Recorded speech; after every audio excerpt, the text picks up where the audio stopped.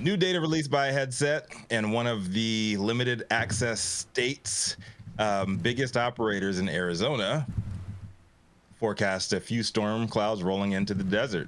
Is this corporate crony market beginning to show its cracks?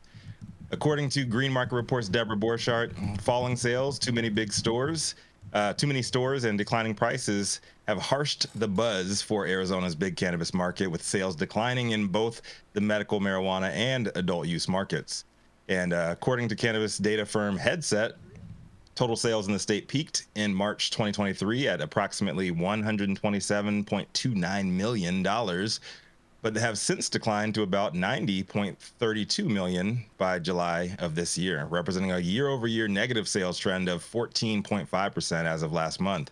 In February and March this year, Arizona adult use recorded $87 million in sales before pulling back to $71 million in June. Medical sales topped out at $23 million at the beginning of the year and slipping to $18 million also in June. Borchardt touts one of Arizona's key strengths so far as being its cap on the number of available dispensary licenses, but that number grew 13.5% from 148 shops operating last June to 168 this June. She then highlighted a quote from major state retailer Vext Sciences in their quarterly earnings filings that just came out, saying that market data revealed an average dispensary in May 2024 had net sales of 557.94 compared to 814.968 back in May 2023, marking a 31.6% drop on average per dispensary basis. With many more open shops, you've got more competition, so you know what's coming next. Falling prices. Again, citing Headset data, Arizona's average item price has also decreased from $20.72 July 2023 to $18.83 July 2024, indicating either a potential shift in consumer behavior or market saturation. Something the whole limited license market Arizona was trying to set up was supposed to prevent. Vext addressed the pricing issue in its filing by saying the market continues to have an oversupply of cultivators and flower products, which has been impacting wholesale flower pricing. Retail pricing to end consumers has been impacted, but not as dramatically as the wholesale channel.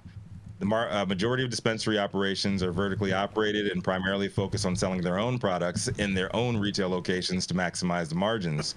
The retail giant then blamed more Arizona market woes on the decision by some license owners to lease the right to cultivate to non-license holders, saying that these non-license holding cultivation operators do not have retail operations to sell their own product and are solely reliant on the wholesale channel, and that this phenomenon has put further downward pressure on wholesale pricing and leaves operators without retail doors vulnerable to market conditions. AKA, got new people here and we don't like them. They're fucking up the money. Borchardt ended her Arizona update with a bit of positivity, insinuating that it ain't all doom and gloom for the Grand Canyon state looking forward. The one bright spot she noted was that property and asset valuations have not yet been affected by the state's market pressure.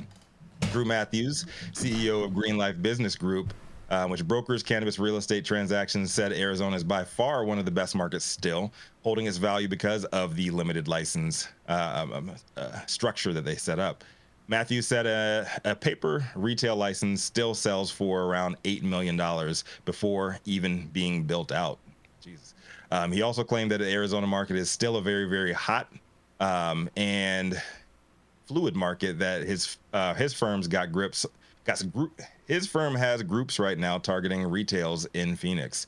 The values in Arizona, Matthews said, are definitely very unique in that sense, considering how long the market's been around. It hasn't really declined, but most sellers' valuations are much higher than the actual market itself.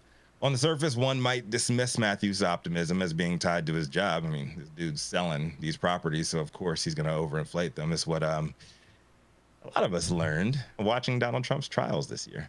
But the sentiments have been echoed by some of the recent major deals we've been covering over on the show over the past couple of months. Like Verano recently announcing the purchase of 2 Arizona subsidiaries from the Cannabis, paying $15 million in cash for both of those. So positive vibes contrasting with poor numbers out there in Arizona. But Borchardt closed out everything, noting that Arizona's best month for adult use sales was April 2023, when it recorded 108 million in sales, but it's failed to even come close to that since. Monthly sales this year are leveling out to the low $80 million range monthly, but are dangerously close to dipping down into the 70s. How long until the panic sets in? I called this one when they started doing this shit. They stopped letting people in the market. It seemed like a good idea at the beginning. They're going to be able to set their own prices, and nothing's going to fall. But nothing ever lasts forever. I'm Rico Lamitte, the dopest dad on the street for High at 9 News. What do you guys think? Is Arizona going to crash pretty soon? Is this going to implode? Or is this just a small blip on the radar? Man, this looks like Arizona may be like the next California or the next Oregon. I mean, and it was such a good, robust market for a long time. And now all of a sudden looks like it's going to come crashing down. Well, weren't they the second highest rates of people that applied for those Minnesota licenses? Wasn't there a ton that came from Arizona? There may have been. There may have been. That is possible. A lot of that. Yeah. Mm-hmm. Yeah, because I doubt people are using less weed in Arizona. Oh, it sounds to me like the trap is filling in chaos inside the regulated market, and it's just another indication of trying to put your thumb too much on this market.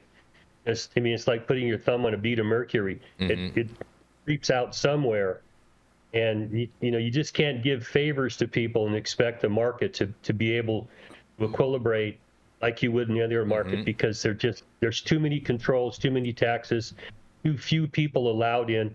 And my advice is green light the whole damn thing and go after the trap market and let this thing settle out. And maybe you can't afford 5 bud tenders in your dispensary, you're not going to go broke. Mm-hmm.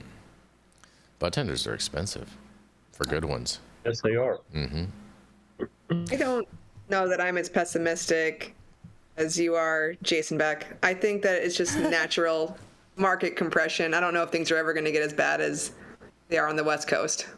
I mean, Arizona's just about on the West Coast. I mean, it's close enough.